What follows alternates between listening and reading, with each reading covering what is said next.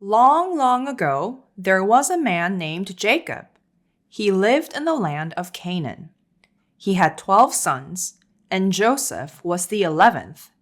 When Joseph was 17 years old, this story began. Jacob loved Joseph the most. He made Joseph a beautiful coat.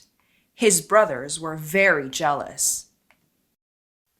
One night, Joseph had a dream. He and his brothers were binding crops in the field. Suddenly, his bundle stood up, and his brothers' bundles bowed down to it. Joseph told his brothers about the dream. They said, "Do you want to be our king?" From that day on, they hated Joseph even more. Joseph had another dream. This time, the sun, the moon, and 11 stars bowed down to him. When he told it to his father, he rebuked him. "What is this dream? Will your mother and I and your brothers actually come and bow down before you?" And his father quietly thought about the dream. Joseph's brothers were grazing the flocks, far away from home. Jacob said to Joseph, "Go and see if your brothers are doing well." Joseph started right away. A few days later, his brothers saw Joseph coming from far away. They said, "Here comes the dreamer. Let's kill him and say that some wild beasts killed him." Reuben, the eldest brother, heard this and said, "Let's not take his life. Just throw him into a deep pit." He said this to rescue him later. The brothers grabbed Joseph and took off his coat and threw him into a deep pit. It was empty and there was no water in it. Before long, they saw a caravan coming. Judah said, "What will we gain if we kill Joseph?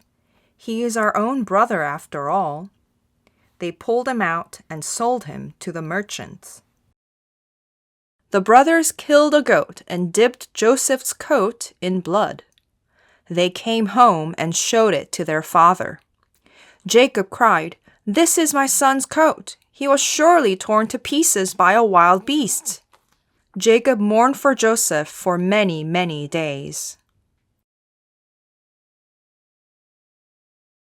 Joseph was taken to Egypt and sold to Potiphar, Pharaoh's official. Joseph worked hard. Everything he did went well because God was with him and blessed him. Potiphar put Joseph in charge of everything. Now 10 years had passed. Joseph became strong and handsome. Potiphar's wife told Joseph to sleep with her. Joseph said, "My master trusts me. You're his wife. How could I do such a thing and sin against God?" She asked him again and again, but Joseph said no. One day, Joseph went into the house to do his work. No one was there except Potiphar's wife. She grabbed Joseph's coat and said, "Come to bed with me." But Joseph ran away. She screamed, "Joseph tried to rape me." When Potiphar came home, his wife showed the coat to him. She said, "That Hebrew slave you brought here, he tried to rape me." Potiphar became very angry and put Joseph in prison. Even in prison, God was with Joseph. God showed him kindness and favor. The prison keeper put him in charge of the prisoners. 2 of Pharaoh's officials were put in prison. They had strange dreams. Joseph saw them and asked, "Why do you look so worried?" The cupbearer said, "I had a dream. I saw a vine with 3 branches. I squeezed the grapes into Pharaoh's cup." Joseph said, "You will be restored after 3 days. When all goes well, please remember me." The baker said, "I had a dream too. 3 baskets of bread were on my head. Birds were eating the bread. Joseph said, "The dream is not good. In 3 days you will die." It was Pharaoh's birthday. The cupbearer was restored to his job. The baker was put to death.